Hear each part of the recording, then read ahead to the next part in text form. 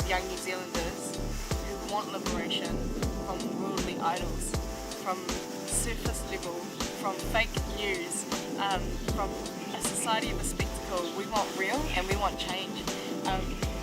So I think it's important, not because what those young people can then transform, and not what then those young people do to create impact and to bridge those gaps of poverty, to bridge those gaps of economic and political oppression, but actually because that generation needs liberation too. I need a liberation too. Why Manawa Ahi is important to me is a responsibility to not overlook injustice when it's in front of your face, not be apathetic, not become just a cog in the wheel of life and part of the system, especially if you are able to identify what's broken of the system, that we are often violent and cruel and not treating each other well and have broken relationships everywhere we look, and yet young people of this nation are done with that. They want something different, they want something real, and I think that's the beauty of what's happening in the space of Manawa Ahi, is it's really just a place in which we can come together with all those thoughts and feelings and responsibilities and be at home in community, beloved community, kind community, that is really rooted in the idea that justice can be overthrown and beauty can be found.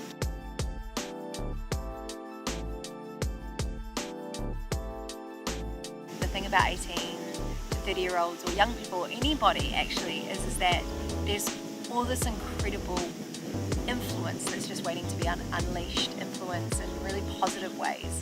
And I almost see that when young people give up on the hope of something different, it's actually when they lose their mana, they lose their influence on others. But then opposite to that is I see so many young people within Manawa Ahi and people that are standing up for something quite different, the counter narrative in this nation and across the globe.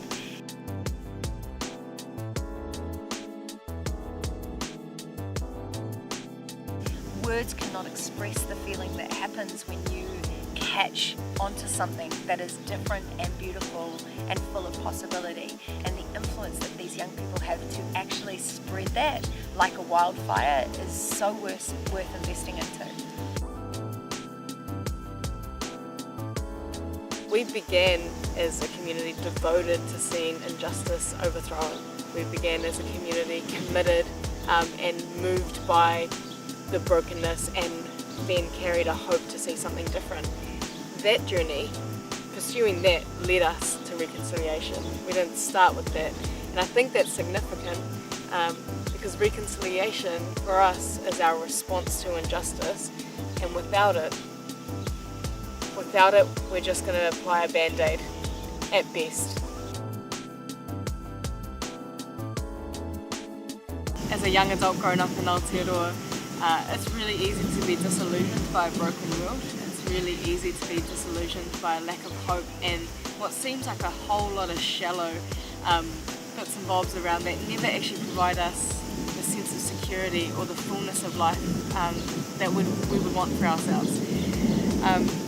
And asking those questions and pursuing an understanding of that, youth engagement historically doesn't offer much fulfill that, and in fact as you see more of the world you just notice a distinct dissonance across our world of substantial material poverty paired off with substantial spiritual poverty, and in the developed world the way that I grew up was that I felt very unhappy with what I saw around me, and that also while I had a lot, not a lot, but while I had everything I needed to live, there was that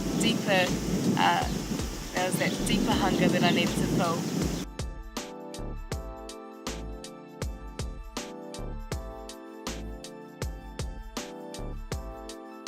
So many of the people involved with Manawa Ahi talk about how it just being a part of it, it's a space that feels so different and so welcoming. It's like they're recognizing something that they were missing for a long time, but also recognizing something that they had in them all along.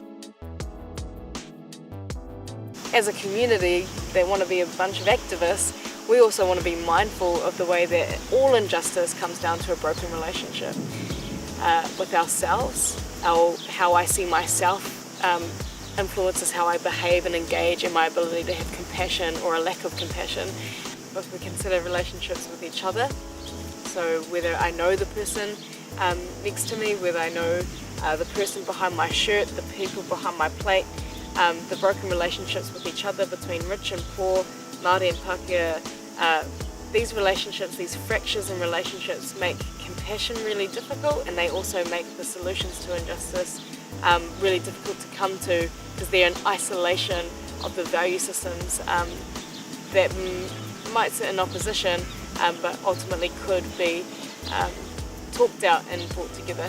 Similarly, ourselves and the environment, that's another broken relationship. That means that when we respond to climate change, or when we hear about it, potentially our resistance to caring is that we don't have a relationship with our whenua. We don't have a relationship with whether our awa is clean or not, whether our rivers are clean or not. We don't live in dependency on the land, and so therefore, again, our responses are compromised. Our ability to see solutions or to engage or to actually build a fullness of life are compromised because we've got a fracturing in those relationships. So yeah, for us, reconciliation is the means and it's the outcome, and it's also just an ongoing process, and it's about sustainability of justice. Yeah.